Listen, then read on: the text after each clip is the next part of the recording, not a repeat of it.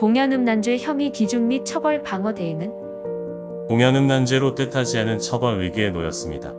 노상방뇨도 해당 혐의에 속하는 행위인가요? 안녕하세요. 법무법인 로블입니다. 공연음란죄는 우리가 흔히 표현하는 풍기문란을 법적으로 명시한 범죄 행위입니다. 사전적 의미의 풍기문란은 사회적 풍속과 규범을 어기면서 타인에게 불쾌감을 주는 행동을 뜻하는데요.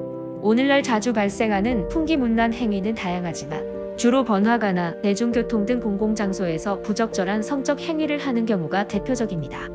우리나라 형법이 직접적으로 해당 행위에 대한 조항을 만들어둔 것은 아니지만 대신 공연음란죄 등의 범죄에 포함하여 처벌을 내릴 수 있으므로 문제에 연루되었다면 신속하게 형사 대응을 시작해야 합니다.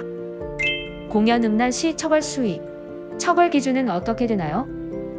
형법 제245조에 따라서 공연음란죄 혐의가 적용되려면 두 가지 요건이 충족되어야 하는데 바로 공연성과 음란성입니다. 공연성은 불특정 다수가 볼 수 있게 행위를 하는 것을 의미하며 피해자가 행위를 인지하지 못했거나 뒤늦게 발견했다고 해도 혐의 인정이 가능합니다. 음란성은 다른 사람에게 성적 수치심 또는 혐오감을 유발시키는 행위를 의미합니다. 형법은 공연히 음란한 행위를 한 사람에 대해 1년까지의 징역형, 500만 원 아래의 벌금, 구류 및 과료에 처한다고 규정합니다. 피해자의 신체를 만지는 등 직접적인 피해를 주는 게 아니기 때문에 처벌도 가벼울 것으로 예상하는 분들이 많습니다. 그러나 우리 법의 관점은 조금 다릅니다. 법원은 공연음란죄가 다른 성범죄로 이어질 가능성을 고려하여 혐의점이 명확하면 무거운 처벌을 내리고 있습니다. 의도가 있었는지 여부도 처벌 기준에 해당하지만 이 의도는 외설적 상태임을 인지하는 것만으로도 성립되므로 대부분 불리하게 적용되는 편입니다. 본인이 성적 의도나 고의성 없이 행한 일이라고 해도 혐의에 연루될 수 있는 만큼 각별한 주의가 필요합니다. 길거리 노상방뇨도 공연음란죄에 해당합니다. 그렇다 보니 과거에는 크게 문제 삼지 않아 쉽게 행하던 행위가 생각지 못한 문제가 되어 혐의점과 맞물리는 경우도 생깁니다. 대표적인 것이 바로 노상방뇨인데요. 노상방뇨는 성적 행위를 묘사하거나 의도를 드러내는 행위는 아니지만 상대방이 원치 않는데 내 몸을 보여주거나 사람들이 많이 지나다니는 곳에서 음란 행위를 한 것이므로 엄연히 법 위반에 해당합니다. 이 외에도 일상에서 발생할 수 있는 문제로는 어떤 것이 있을까요? 실제 판례를 기반으로 살펴보면 노상방뇨 외에도 학교 앞 바바리맨이나 본인 집 베란다에서 전라로 서 있는 경우, 공공장소에서 노출 후 SNS에 사진을 찍어 올린 경우 모두 혐의가 인정된 바 있습니다.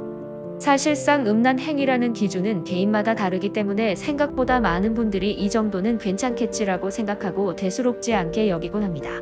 그러나 그를 판단하는 것은 개인이 아닌 우리 법의 기준이므로 사회에서 바라볼 때 미풍양속을 해치는 행동을 하지 않게 주의하는 것이 바람직한데요. 이미 적발되어 신고를 당한 상황이라면 무조건 본인의 혐의를 부인할 것이 아니라 인정할 부분은 인정하고 진심 어린 반성과 적극적인 조사 협조를 통해 양형 기준에 부합하는 것이 결과에 더 도움을 줍니다. 벌금형 이상 처벌을 받으면 보안 처분까지 내려질 수 있습니다.